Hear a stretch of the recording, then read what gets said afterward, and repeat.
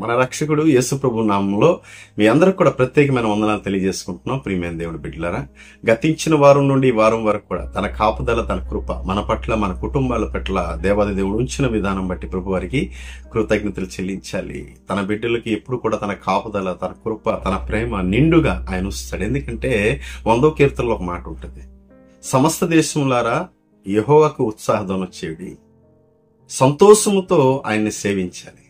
ఇదేనో దేవుడి బిడ్డలమైన మనం ఎంతమంది అయితే ఆ విధంగా ఉన్నాము, ఆయన సేవించేవారుగా, ఆయనకు పూజించేవారుగా, ఆయనకు ఆరాధించేవారుగా, ఆయన మహింపరిచేవారుగా ఉన్న ప్రతి బిడ్డకు కూడా దేవుని ప్రేమ నిండుగా ఉంటుంది, దేవుని కృప నిండుగా ఉంటుంది. ఎప్పుడు కూడా మిమ్మల్ని నేను విడిచిపెట్టను, ఎడబాయను అంటాడు ఆయన. ఎప్పుడు మనకు తోడుగా ఉన్న దేవుడు ఆయన. తన కాపుదల మన పట్ల ఉంటుంది కనుక మనం ఎలా ఉండాలి? ఉత్సాహించే బిడ్డలుగా ఉండాలి, సంతోషించే బిడ్డలుగా ఉండాలి, దేవుని సేవించే బిడ్డలుగా ఉండాలి. ప్రియమైన దేవుడు బిడ్డలారా, ఆ విధంగా ఉండాలని దేవాది దేవుడు ఆశిస్తున్నాడు. మంచిది, ఆ విధంగా ఉందాం, దేవుని మహింపరుద్దాం. ఈ దిన లేఖన భాగాన్ని మీకు చదివి వినిపిస్తున్నాను. బైబిల్ గ్రంథాలు మీ దగ్గర ఉంటే తెరిచి చూడవలసింది కోరుకుంటూ 1 రాజుల గ్రంథము 10వ అధ్యాయము 1వ వచనాన్ని మీకు చదివి వినిపిస్తున్నాను. సేబాదేశపురాన్ని యెహోవా నామము గురించి, సొలొమోను కలిగిన కీర్తిని గురించి విని గూఢార్థం గల మాటల చేత అతన్ని శోధించుటకై వచ్చింది.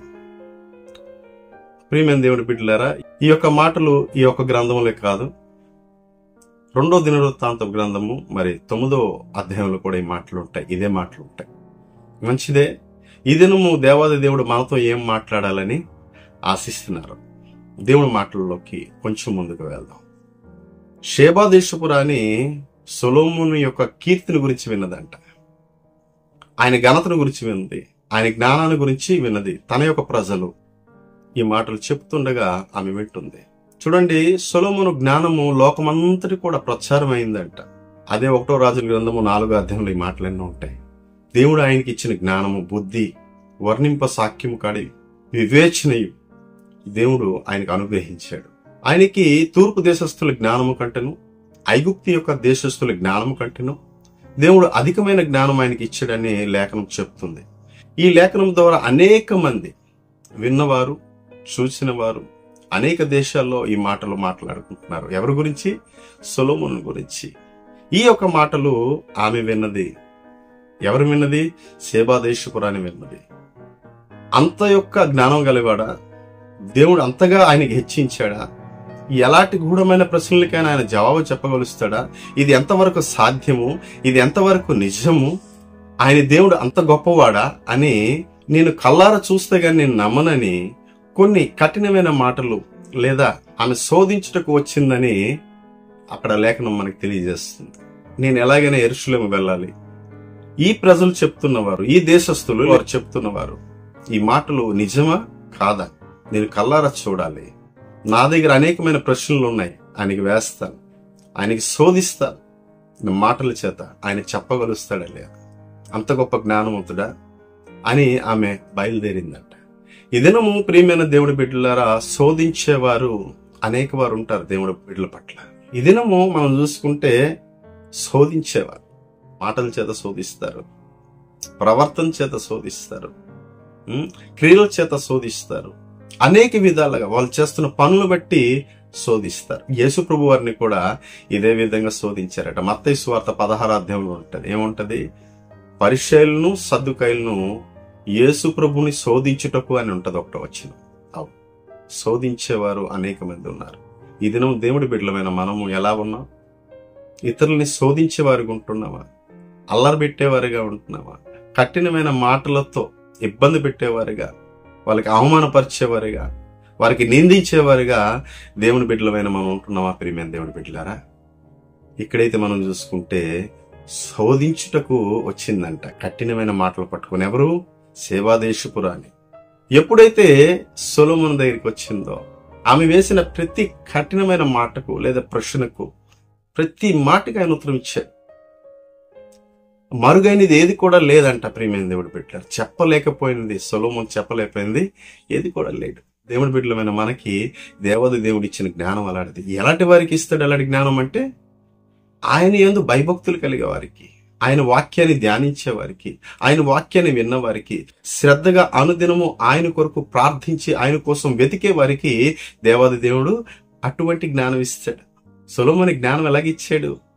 దేవుడికి ఏం అడిగాడు? ఆయన జ్ఞానం అడిగాడు. ప్రియమైన దేవుని బిడ్డలారా, ఒక దినము సొలొమోను విస్తారమైన బలిని అర్పించినప్పుడు సొలొమోనుకు దేవుడు దర్శనమిచ్చి, సొలొమోను నీకేం కావాలో కోరుకో అన్నప్పుడు ఆయన ఆస్తి, అంతస్తులు, సంపద, శత్రువు యొక్క ప్రాణము ఆయన అడగలేదు. గాని దేవా, నీ ప్రజలు నడిపించుటకు నా జ్ఞానము అనుగ్రహించి నేను బాలుడిని అంటాడు ఆయన.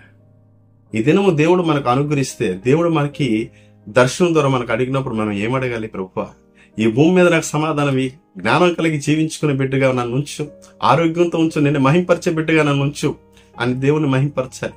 దేవాది దేవుడు ఏం చేస్తాడంటే, నీ శత్రువు ప్రాణమునైనను, ఐశ్వర్యనైనను, ఘనతనైనను, దీర్ఘాయువునైనా నువ్వు అడగలేదు గనక సమస్తం నీకు అనుగ్రహిస్తానంటాడు ఆయన. అంత గొప్ప జ్ఞానము దేవాది దేవుడు సొలొమోనుకి అనుగ్రహించాడు. ఎందుకు అంటే ఆయన ఏం అడగలేదు, దేవుడికి దేన్ని ఆశించలేదు, ఆయన జ్ఞానం కావాలన్నాడు. ఎందు నిమిత్తము నీ ప్రజలు నడిపించుటకైతే ఈ జ్ఞానంతో పాటు ధనమును, ఐశ్వర్యమును, ఆయనకు ఆయుస్సును, దీర్ఘాయుస్సును, సమస్త ఘనతను దేవాది దేవుడు ఆయనకు అనుగ్రహించాడు. మంచిది ప్రియమైన దేవుని బిడ్డలారా, ఈ మాటలు సర్వ ప్రపంచం అంతా కూడా ప్రబలలే, అందరూ విన్నారు ఈ మాటలు. ఆయనకిచ్చిన జ్ఞానం లేదా ఆయనకున్న జ్ఞానము భూప్రపంచంలో ఎవరికి కూడా లేదు. ఏ రాజుకైనా, ఏ రాణిలకైనా, లేదంటే ఏ యొక్క సైన్యాధిపతులకైనా ఏదైనా జ్ఞానం కొదువుగా ఉంటే ఎక్కడికి వచ్చేవారు? సొలొమోను దగ్గరికి వచ్చారు. ఎవరికైనా జ్ఞానం కొదువుగా ఉంటే ప్రియమైన దేవుడు బిడ్డలారా ఎక్కడికి వెళ్ళాలి? యాకోబు పత్రికలు ఉంటుంది 1వ అధ్యాయంలో. దేవుని దగ్గరికి వెళ్ళాలి, నా జ్ఞానం కావాలి అని అడగాలి.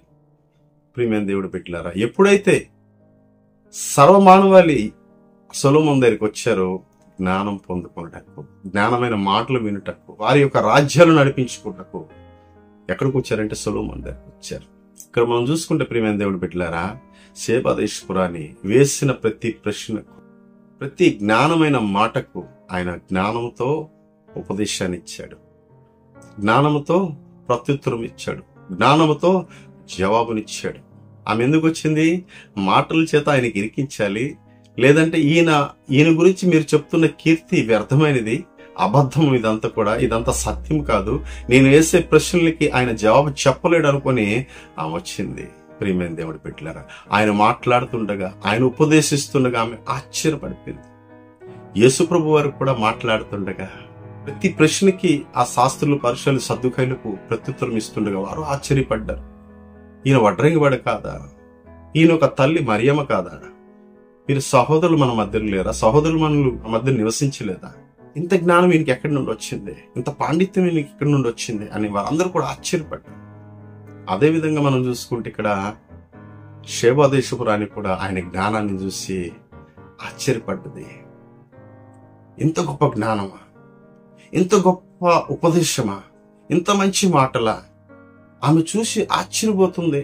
దేవుడు ఎంత గొప్పవాడు, ఎంత కీర్తిని ఈయనకి ఇచ్చాడు, ఎంత ఘనతని ఈయనకి ఇచ్చాడు, ఎంత జ్ఞానం ఈయనకి ఇచ్చాడు అని ఆమె ఆశ్చర్యపోయింది. అంతేకాదంట, ఆయన దగ్గర ఉన్న ప్రజలను చూసిందంట, వాళ్ళకి వేసిన సింహాసనాలను చూసిందంట, ఆశ్చర్యపోయిందంట. విచిత్రంగా ఉంది. మందిరం కట్టుట్లో చూసి ఆమె ఆశ్చర్యపోయింది. ఆయన భోజన బల్ల మీద ఉన్న ద్రవ్యాన్ని చూసి ఆమె ఆశ్చర్యపోయింది. రాజుకి అందిస్తున్న ఆ యొక్క పానీయం చూసి ఆమె ఆశ్చర్యపోయింది. ఆ ప్రజలను చూసి ఆశ్చర్యపోయింది. దేవుడు ఇంత అద్భుతం చేస్తున్నాడా ఈ దేశానికి? ఈ ప్రజల్ని ఇంతగా కాపాడుతున్నాడా? ఇంత గొప్ప జ్ఞానం దేవుడు ఇచ్చాడా? దేవుణ్ణి మహింపరిచిందంటే ఇవన్నీ చూసి ఆమె ఏమంటదంటే, నా దేశంలో నేను నివసించినప్పుడు నా ప్రజలు నా దగ్గరకు వచ్చి చెప్పారు నీ కీర్తిని గురించి, నీ దేవుని యొక్క కీర్తిని గురించి, నీ ప్రజల యొక్క కీర్తిని గురించి. కానీ నాకు నమ్మసాక్యం కాలేదు, నేను నమ్మలేకపోయిన మాటలు విని. అయితే ఇక్కడ నేను చూసిన దాన్ని బట్టి నేను విన్నదాన్ని చాలా తక్కువగా విన్నాను. నేను ఇందులో సగభాగమైన నాకు నా ప్రజలు తెలియచేయలేదు. నా కన్నులారా చూసి నేను ఆశ్చర్యపోతున్నాను. మీ దేవుడు ఎంత గొప్పవాడు, మీ దేవుడు ఎంత సర్వోన్నతుడు, ఎంత శక్తిమంతుడు, తన ప్రజల పట్ల ఎంత గొప్ప ప్రేమను చూపించేవాడా, తన ప్రజలకి ఎంత ఘనత ఇచ్చేవాడా అని దేవునికి కృతజ్ఞతలు తెలియజేసిందంట ఆమె. ప్రియమైన దేవుడి బిడ్డలారా, ఈ దినం మనల్ని బట్టి దేవాది దేవుడికి కృతజ్ఞతలు ఇతరులు చెల్లిస్తున్నారా? అన్యులు చెల్లిస్తున్నారా? నీ స్నేహితులు చెల్లిస్తున్నారా? నీ బంధువులు చెల్లిస్తున్నారా? నిన్ను బట్టి, నువ్వు చేస్తున్న క్రియలను బట్టి, నువ్వు మాట్లాడుతున్న మాటలను బట్టి, నువ్వు చేస్తున్న పనులు బట్టి, నువ్వు సహకరిస్తున్న సహకరణ బట్టి, నువ్వు నడిపిస్తున్న విధానం బట్టి, నిన్ను బట్టి దేవుని మహిమ వస్తుందా? కీర్తి వస్తుందా? అపకీర్తి వస్తుందా? అపకీర్తి తెచ్చే బిడ్డలుగా మనం ఉండకూడదు. సొలొమోనును బట్టి దేవుడికి కీర్తి వచ్చింది. ఒక అన్యురాలు పరాయి దేశం నుండి వచ్చి దేవుణ్ణి స్తుతిస్తుంది. మీ దేవుడు చాలా గొప్పవాడు, మీ దేవుడు అద్భుతకరుడు, ఆశ్చర్యకరుడు, దేవుని మహిమపరుస్తుంది. దానియేలుని బట్టి నెబుకద్నెజరు దేవుని స్తుతించాడు. దానియేలు దేవుని తప్ప మరొక దేవుడు లేడు అంటాడు. ఇది మనం ఎలాగున్నాం? మనల్ని బట్టి, మన మాటలను బట్టి, మన క్రియలను బట్టి దేవునికి మహిమ వస్తుందా? ప్రియమైన దేవుని బిడ్డలారా, దేవుని బిడ్డలమైన మనము ఆ విధంగా జీవించుకోవాలి. మనల్ని చూసినప్పుడు, మనల్ని పరిశీలించినప్పుడు, మన మాటలు వింటున్నప్పుడు, మనం చేస్తున్న క్రియలు వాళ్ళు చూస్తున్నప్పుడు దేవుని మహిమ తీసుకురావాలి. దేవుని మహిమపరిచే బిడ్డలుగా ఉండాలి. ఇది మనం ఎలా ఉంటున్నాం? షేబా దేశపు రాణి వచ్చి సొలొమోను కీర్తిని విని, ఆయన అద్భుతమైన ఉపదేశాన్ని విని, ఆయన నివసిస్తున్న స్థలాన్ని చూసి, ఆయన కట్టబడి ఆ నగరాన్ని చూసి, దేవుని కట్టే మందిరాన్ని చూసి, ఆ ప్రజల పరిపాలన చూసి ఆమె దేవునికి కృతజ్ఞతాస్తుతులు చెల్లించిందంట. గూఢార్థమైన మాటలకు అన్నిటికీ కూడా ప్రత్యుత్తరం ఇచ్చాడు. ఆమె ఆనందంతో, సంతోషంతో ఆమె సొలొమోను కోసము కొన్ని బహుమానాలు తీసుకొచ్చింది. ఎప్పుడైతే ఈ మాటలు విన్నదో, ఎప్పుడైతే సొలొమోను యొక్క జ్ఞానాన్ని సంపూర్ణంగా విన్నదో, ఈ దేవుడు ఎంత గొప్పవాడు అనేది ఆమె విన్నదో, చూసిందో, గ్రహించిందో, కొన్ని బహుమానాలు సొలొమోనుకి ఇచ్చిందంట. కొంత బంగారం ఇచ్చింది, రత్నాలు ఇచ్చింది, గంధవర్గములు ఇచ్చింది, సమస్తము కూడా అర్పించింది దేవుని కోసం. ఎందుకంటే ఇంత గొప్ప జ్ఞానము ఎవరికి కూడా లేదు, ఇంత గొప్ప భాగ్యము ఎవరికి కూడా లేదు. అక్కడ ఒక మాట అంటది ఆమె, ఏమంటదంటే, నీ ప్రజలు ధన్యులు, నీ ప్రజలు భాగ్యవంతులు. ఎందుకనగా నేనైతే ఈ ఒక్క దినం వచ్చాను, నీ మాటలు వింటున్నాను, లేదా ఒక 10 దినాలు ఇక్కడ నివసించి నేను వెళ్ళినా కూడా ఈ కొన్ని రోజులే నీతో నేను ఉండగలుస్తాను, లేదా ఈ రాజ్యంలో నేను ఉండగలుస్తాను. కానీ నీ ప్రజలు భాగ్యవంతులు. ఎంత భాగ్యం అదంటే ప్రతి దినము నీ ఉపదేశాన్ని ఆలకిస్తున్నారు, నీ మాటలు వింటున్నారు, దేవుని యొక్క వాక్యాన్ని వింటున్నారు, దేవుడు నీ నోట పలికించే మాటలు వింటున్నారు. వీరందరూ భాగ్యవంతులయ్యా. చూడండి ప్రియమైన దేవుడు బిడ్డలారా, దేవుని మాటలు వింటున్న మనము అందరం భాగ్యవంతులం అని ఎవరు చెప్తున్నారు? ఒక అన్య స్త్రీ చెప్తుంది, పరాయి దేశపు స్త్రీ వచ్చి చెప్తుంది. ఎక్కడ? దేవుని యొక్క స్థానంలో. ఈ దినము దేవుని బిడ్డలమైన మనము, అనుదినము దేవుని మాటలు ఆలకిస్తున్న మనము, అనుదినము దేవుని సేవిస్తున్న మనము ఆ ప్రకారంగా జీవిస్తున్నామా? దేవుని వాక్యం చెప్పబడుతున్నప్పుడు దాన్ని గ్రహిస్తున్నామా? ఆ మాట ప్రకారం నడుస్తున్నామా? దేవుని వాక్యానుసారం ముందుకి జీవిస్తున్నామా? జీవింపజేస్తున్నామా ఇతరులని? ప్రియమైన దేవుడి బిడ్డలారా, దైవజనులు దేవుని వాక్యం చెప్తున్నప్పుడు శ్రద్ధగా వింటున్నామా? ఆయన చెప్పిన మాట దేవుడే నాతో మాట్లాడుతున్నాడని మనం గ్రహిస్తున్నామా? ప్రియమైన దేవుని బిడ్డలారా, లేదా పెడజీవని పెడుతున్నామా? చాలా మంది వినేవారుగా ఉండరు. దేవుని వాక్యాన్ని చెప్తున్నప్పుడు ఇతరులతో మాట్లాడటం, మొబైల్లో లేదా ఆడుకోవడం, ఈ దినాల్లో అనేకమైన సంఘటనలు ఇవే జరుగుతున్నాయి. దేవుని వాక్యం ఏమి చెప్పారని ఇంటికి వచ్చి అడిగినా కూడా చెప్పలేరు. ఆ పరిస్థితిలో క్రైస్తవ బిడ్డలు ఉన్నారు. మనం ఎప్పుడు గ్రహిస్తాం? ఎప్పుడు మనం ముందుకు వెళ్తాం? ఎప్పుడు మనం దేవుని వాక్యంలో శ్రద్ధగా ఉంటాం? ఎప్పుడు మనం అనేక మందికి దేవుని వాక్యంలో నడిపిస్తాం? మనం ఎప్పుడు దేవుని యొక్క వాక్యంలో శ్రద్ధగా వెళ్ళి అనేక మందికి మనం ఏ విధంగా నడిపించగలుస్తున్నాం? దేవుని మాటలు చక్కగా వింటే కదా, దేవుని వాక్యాన్ని చక్కగా చదివితే కదా మన జ్ఞానం వస్తుంది, బుద్ధి వస్తుంది.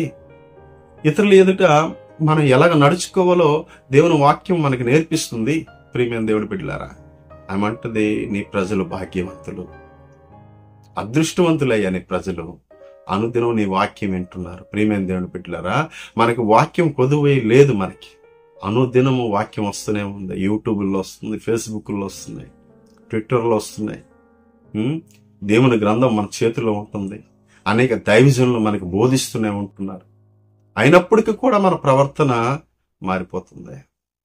దేవుడు చేసిన కార్యాలు మర్చిపోతాం, దేవుడు చేసిన అద్భుతాలు మర్చిపోతాం, దేవుడు మనకు రక్షించిన విధానం మనం మర్చిపోయి అన్యుల కన్నా ఘోరంగా జీవించి దేవుడికి అపకీర్తి తెచ్చే బిడ్డలుగా మనం ఉంటున్నాం. ప్రియమైన దేవుడి బిడ్డలారా, ఆ విధంగా ఉండకూడదు.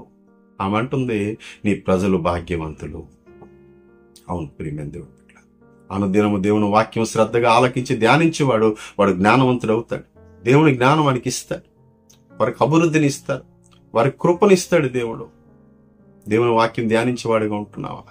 ఎక్కడి నుండో వచ్చి ఆమె కొన్ని దినాలు ఉండి దేవుని వాక్యం నేర్చుకొని తిరిగి ఆమె ప్రదేశానికి వెళ్ళి శ్రద్ధగా జీవించి ఎలాగెళ్ళిందంటే ఆమె పరిశుద్ధాత్మతో వెళ్ళింది, ఆమె జ్ఞానంతో వెళ్ళింది, ఆమె సంతోషంతో వెళ్ళింది, ఆనందంగా వెళ్ళింది, దేవుని మహింపరుస్తూ వెళ్ళింది, దేవునికి అర్పిస్తూ వెళ్ళింది. ఆమె తన దేశానికి తన రాజ్యాన్ని కట్టుకుందామే, చక్కగా తన రాజ్యంలో యెహోవా దేవుడని చెప్పుకుందామే. ఆయనకన్నా గొప్ప దేవుడు లేడు.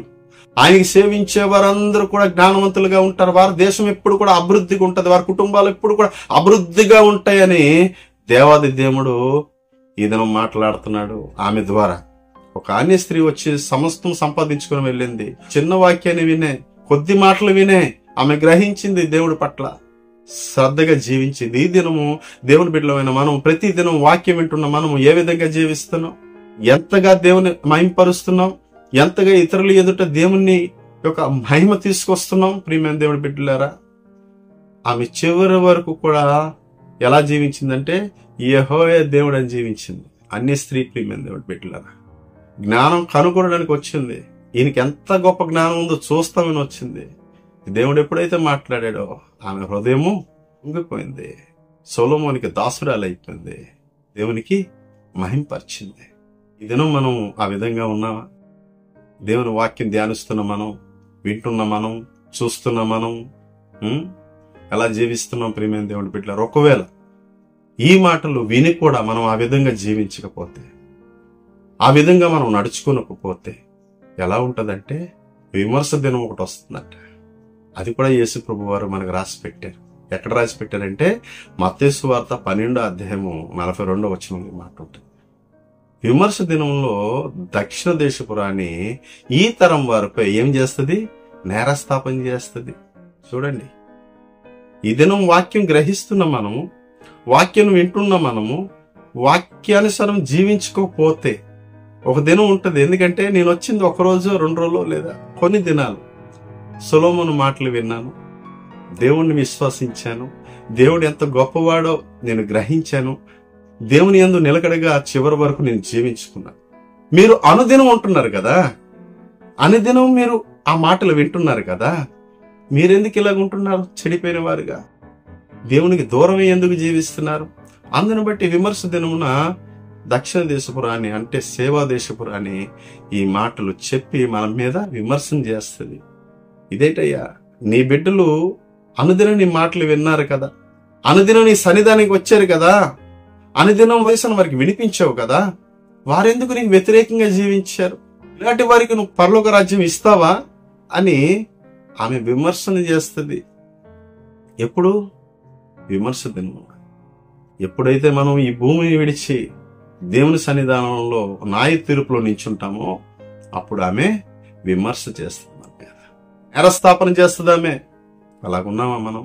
ఏం జీవితం, ఏం బతుకు మనం జీవించామనుకొని ప్రియమైన దేవుడి బిడ్డలారా, ఆ దినంలో మనం నించున్నప్పుడు ఒక అన్యురాలు మన పైన నేరస్థాపన చేస్తుంది.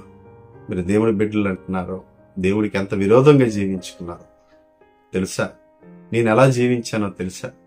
ఒక దినం ఆ మాట విన్నాను, గ్రహించాను, దేవుని వెంబడించాను, విశ్వాసంతో నేను జీవించాను.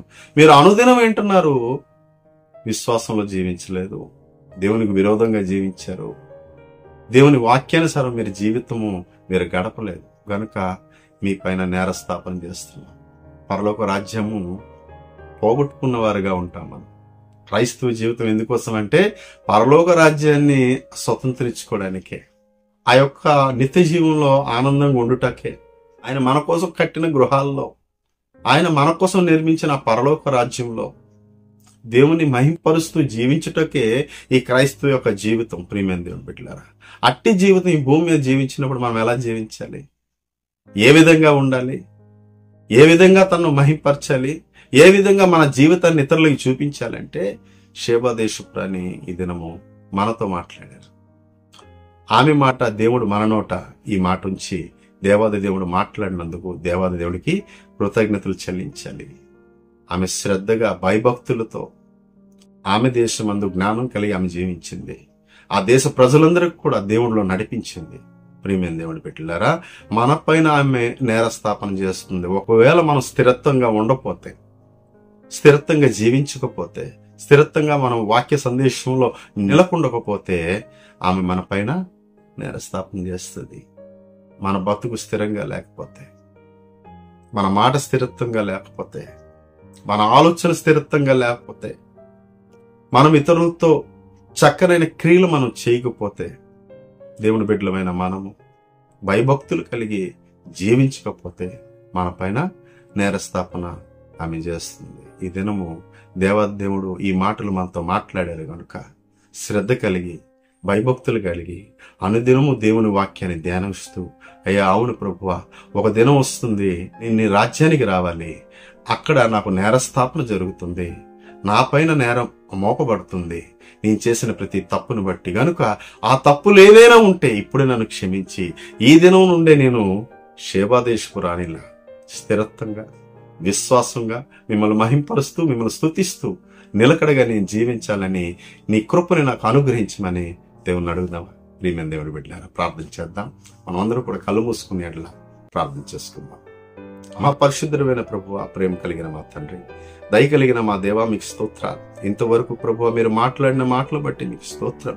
అవును ప్రభువా, షేబా దేశపు రాణి నా తండ్రి మీ కీర్తిని విన్నది అయ్యా ప్రభువా, మీ యొక్క మాటలు విన్నది ప్రభువా, ఆమె అభివృద్ధి పొందింది, విశ్వసించింది, మిమ్మల్ని మహింపరిచింది, మిమ్మల్ని కృతజ్ఞత స్తుతులు చెల్లించి తండ్రి తిరిగి వెళ్ళి అయ్యా మీ బిడ్డలు ఎంత భాగ్యవంతులు అన్నది. అవును ప్రభువా, మేము భాగ్యవంతులమే, నీ మాటలు వింటున్నా మేము భాగ్యవంతులము అయ్యా, మేము వాక్యాన్ని చదువుతున్నా మేము భాగ్యవంతులు, నీ యందు నిలకడగా మేము ఉన్నందుకు మేము భాగ్యవంతులమై ఉన్నాం ప్రభువా.